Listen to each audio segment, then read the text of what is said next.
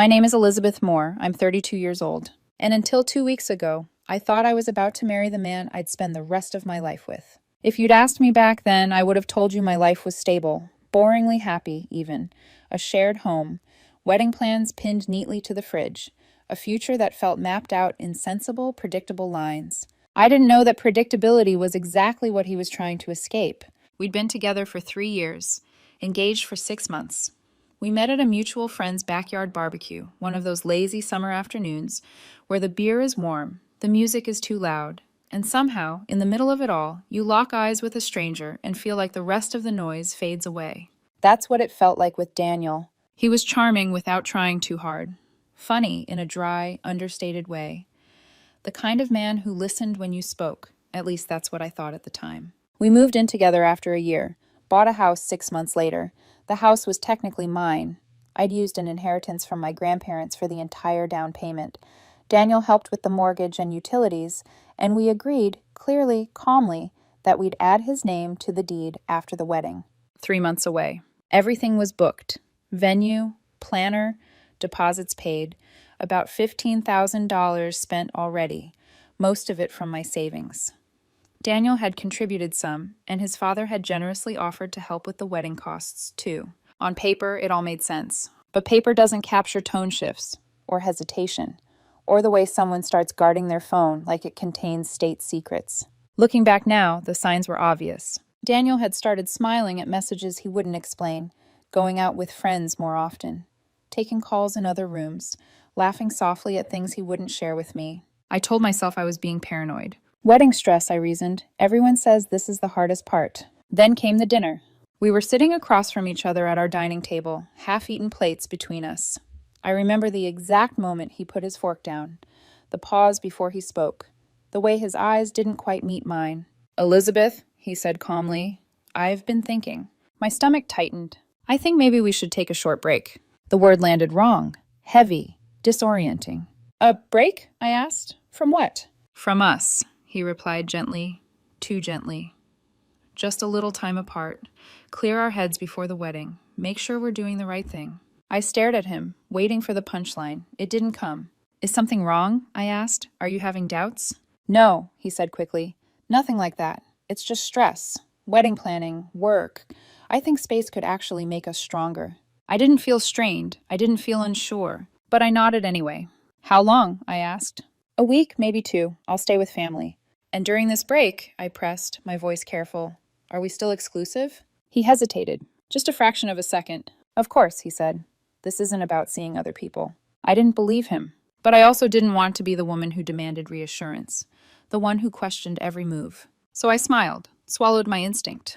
"Sounds fair," I said. He looked relieved, hugged me, promised we'd be better for it. He packed a bag and left within the hour. The house felt wrong without him. Too quiet, too empty. That night I didn't sleep, and by morning I knew something was deeply, irreversibly broken. The morning after Daniel left, the house didn't feel peaceful. It felt staged, like someone had walked through my life, straightened the picture frames, turned off the lights, and left behind a silence that wasn't natural.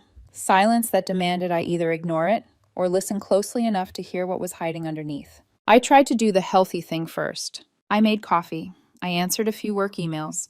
I even folded laundry that didn't need folding, just to keep my hands busy. But my mind kept replaying that moment at dinner, the way his fork touched the plate, the way his eyes slid away from mine, the microscopic hesitation when I asked if we were still exclusive. "A week or 2, clear our heads." It sounded so reasonable. That was the problem. Daniel wasn't always reasonable. Daniel was impulsive, emotional, dramatic even.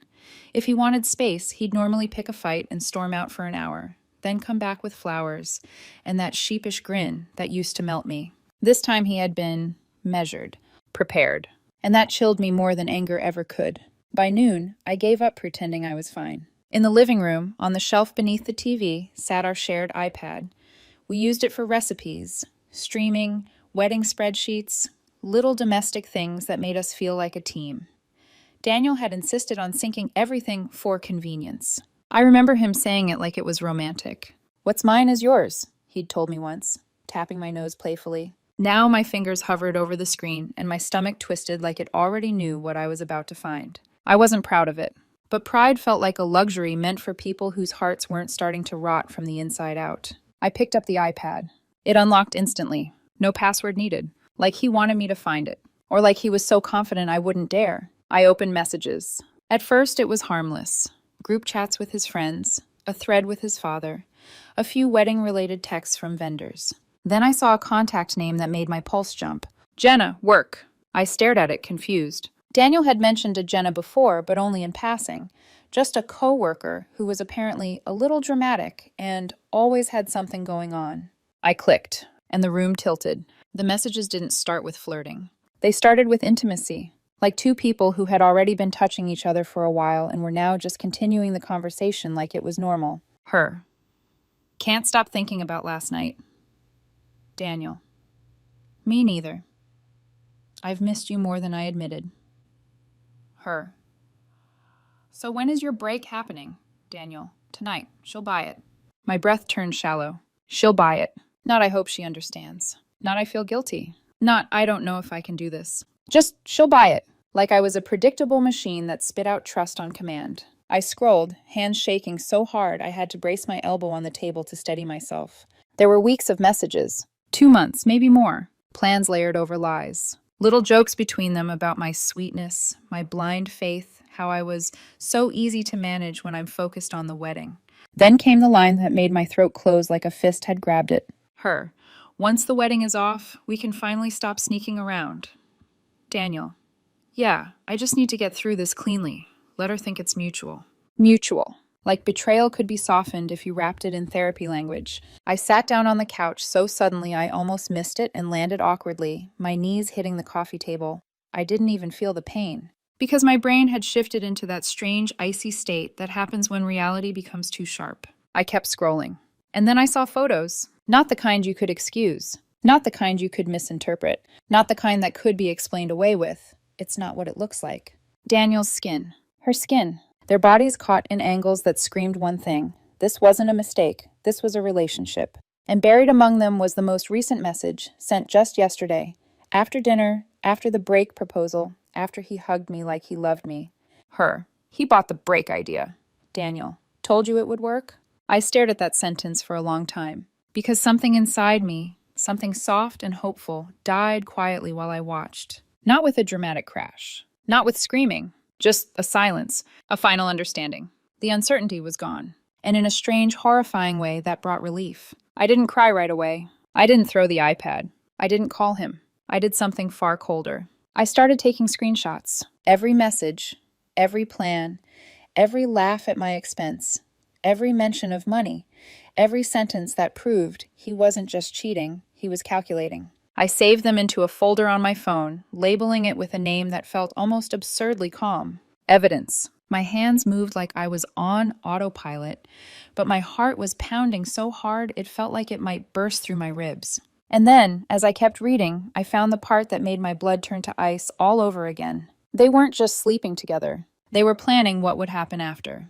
They talked about the wedding money, about his father's contribution, about taking a trip somewhere tropical once everything's settled. They even joked about how Daniel would look like the good guy if he framed it as a mutual breakup. And that was the moment I realized something important. This wasn't a break.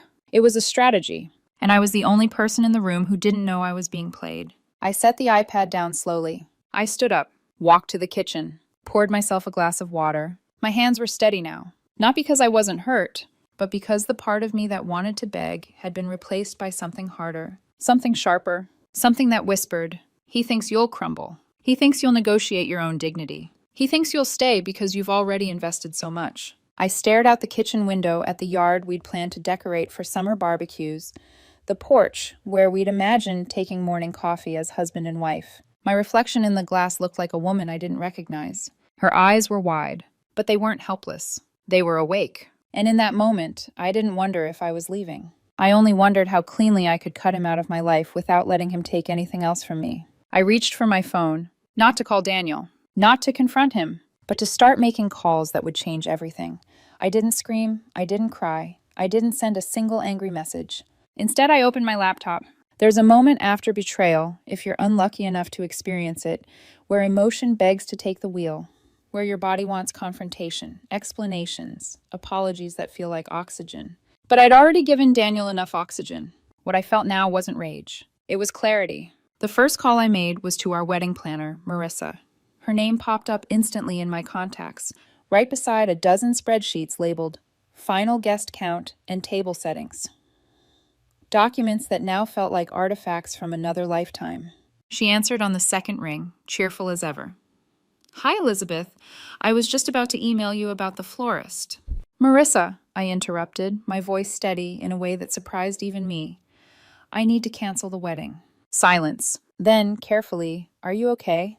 "I will be," I said, and I meant it. I didn't give her every detail. Just enough. There had been an affair. The wedding was no longer happening.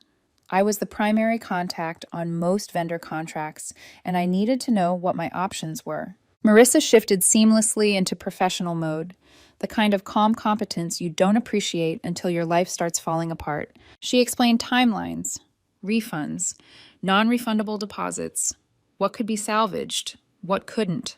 All told, we'd already spent about $15,000. She estimated I'd get back roughly $8,000, maybe a little more if vendors showed compassion. I thanked her. She hesitated.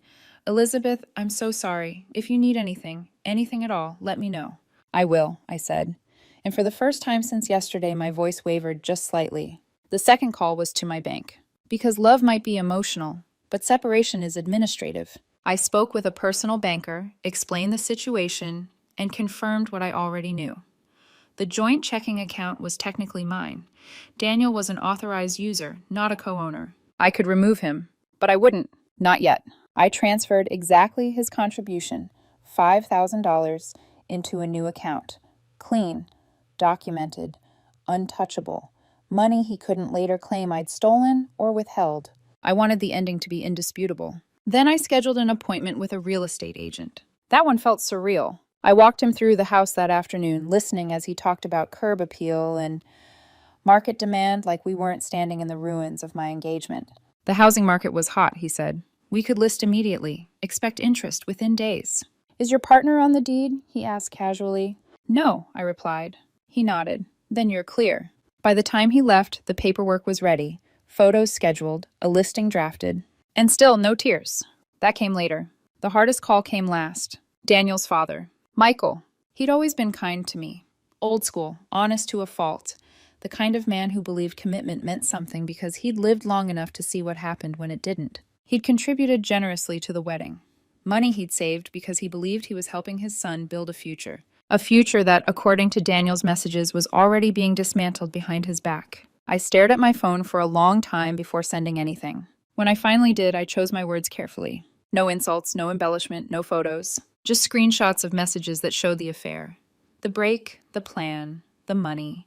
And one sentence. "I thought you deserved to know the truth before any more damage was done." I sent it. Then I set my phone face down on the table and didn't touch it again. By evening, the house smelled like cardboard and dust. I packed my things methodically. Clothes first, documents, personal items Daniel wouldn't notice until it was too late.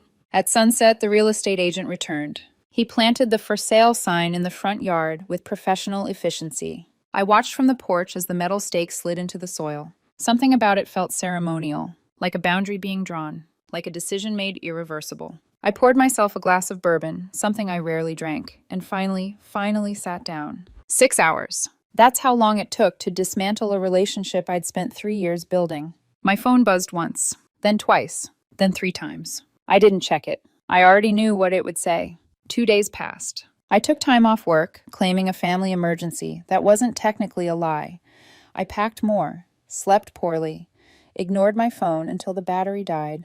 The house was officially listed.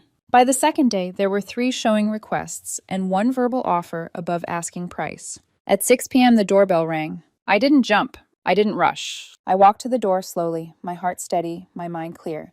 When I opened it, Daniel stood on the porch. His eyes were red, his face pale, his confidence gone. Behind him, planted proudly in the yard, was the "for sale" sign. He stared at it, then at me, and in that moment I knew the break hadn't gone the way he planned. Daniel's mouth opened, then closed again. He looked past me, into the house, at the stacks of boxes lining the hallway like quiet witnesses.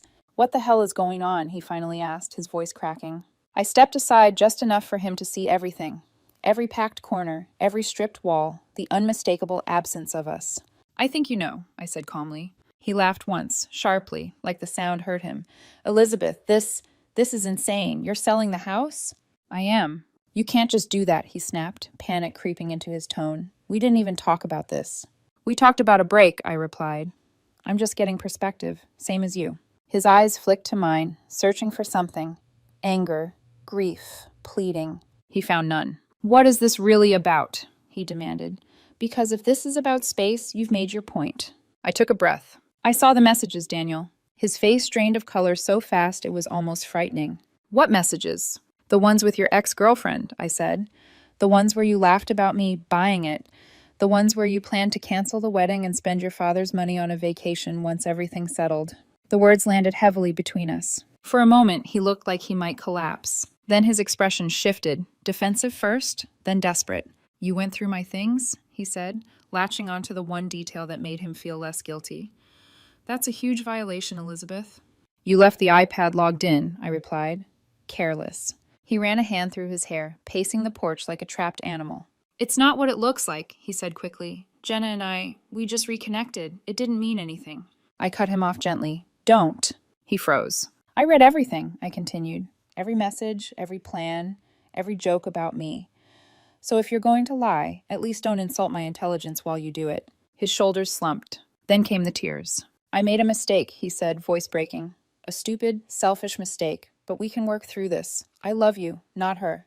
That's not what you told her, I said quietly. Not 2 days ago, not last week, not when you were in her bed. He swallowed hard. My dad called me, he whispered. I nodded. I figured. He's furious, Daniel said. He said I'm just like my mother. His parents' divorce had been ugly. His mother's affair, the thing no one talked about, but everyone remembered. The irony didn't escape either of us. He deserved to know, I said. He gave us money for a wedding you were already planning to cancel. Daniel looked around again, like the truth was finally catching up with him. You're really doing this, he said, ending everything over one mistake.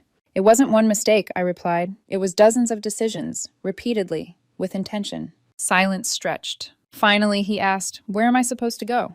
I met his gaze. That's not my problem. His voice dropped.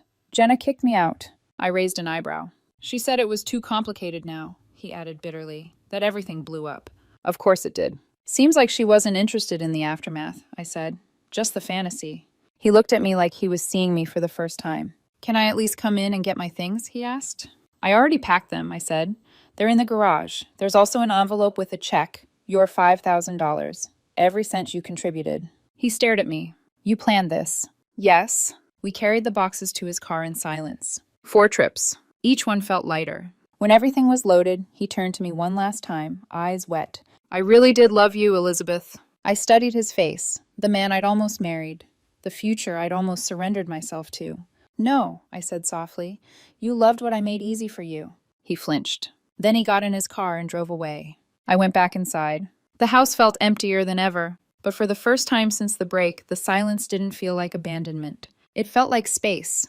The weeks that followed blurred together in a way I still have trouble explaining. Grief doesn't always arrive the way people expect it to. There were no dramatic sobs on the kitchen floor, no sleepless nights replaying our happiest memories like a punishment. Instead, it came in quiet waves, small, sharp reminders that cut when I least expected them. An empty side of the bed, a mug left untouched in the cabinet, the echo of a future that had once felt inevitable. The house sold faster than even the agent predicted. Multiple offers came in within days, and we accepted one $50,000 above asking price. The closing process took just over a month, long enough for me to say goodbye properly, short enough that I didn't have time to second-guess myself. During that time, I moved with purpose. I downsized, found a smaller place closer to work, somewhere that felt like a beginning rather than a memorial. When the sale finalized, the first thing I did was repay Michael, every dollar he'd given toward the wedding. He insisted we meet in person. We sat across from each other at a quiet cafe, sunlight slanting through the windows like it didn't realize it was witnessing something heavy. You didn't have to do this, he said, pushing the envelope back toward me. I did, I replied. It was never my money to keep. He studied me for a long moment, then nodded. You're a good woman, Elizabeth, he said quietly. I'm sorry my son couldn't be the man you deserved. That was the moment I finally cried. Not because I missed Daniel, but because someone had seen the truth of what happened and honored it. Our social circle fractured in predictable ways. Some of Daniel's friends avoided me entirely, uncomfortable with the reality that loyalty sometimes demands choosing sides. Others offered awkward sympathy, unsure what to say. A few people I hadn't heard from in years reached out, quietly pulling me back into parts of my life I'd let shrink while I was busy building a future that wasn't real. I learned who was capable of sitting with discomfort, and who wasn't. As for Daniel, I heard about him through fragments and whispers. He'd moved in with a friend, then with his parents for a while. He was working on himself, according to mutual acquaintances. Jenna, his ex-girlfriend, disappeared from the story almost as quickly as she'd entered it. Funny how that works. There were nights I lay awake wondering if I could have handled things differently. Been more forgiving, more patient. Tried therapy, counseling, one last conversation to get closure. But then I'd remember the messages, the laughter, the way he'd framed betrayal as strategy. And the doubt would dissolve, because some betrayals aren't emotional mistakes. They're moral ones. 3 months after the sale, I stood in my new living room surrounded by half-unpacked boxes and felt something unfamiliar settle into my chest. Peace. It wasn't joy, not yet, but it was honest, and it was mine. It's been exactly 1 year since the night I opened that iPad. 1 year since clarity arrived, disguised as devastation. My new house is smaller than the one Daniel and I shared, but it feels truer. Every room carries intention. I painted the walls myself.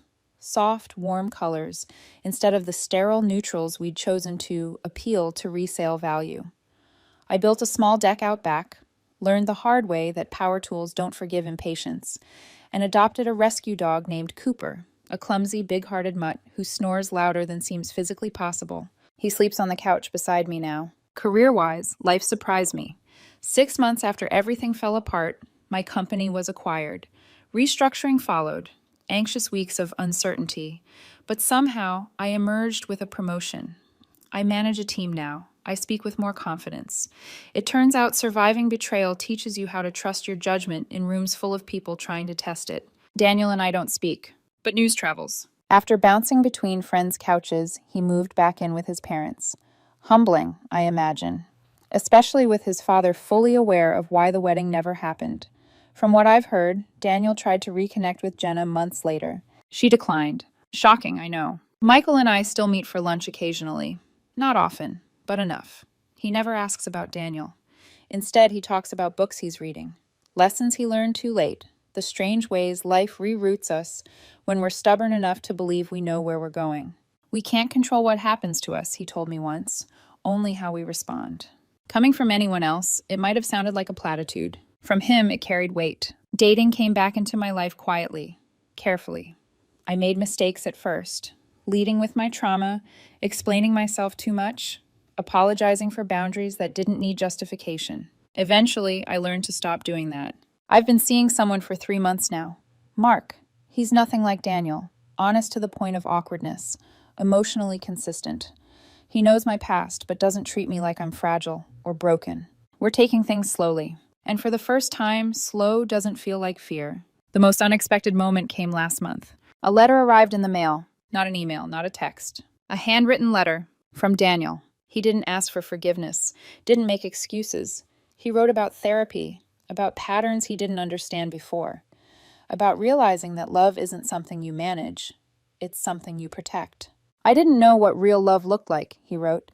I think I'm starting to now. I folded the letter carefully and placed it back in the envelope. I didn't respond, not out of anger, but because his healing no longer required my participation. Looking back, I still believe I did the right thing. Not perfectly, but decisively. There's power in refusing to be the victim of someone else's choices, in choosing dignity over desperation, in walking away without begging for explanations you already understand.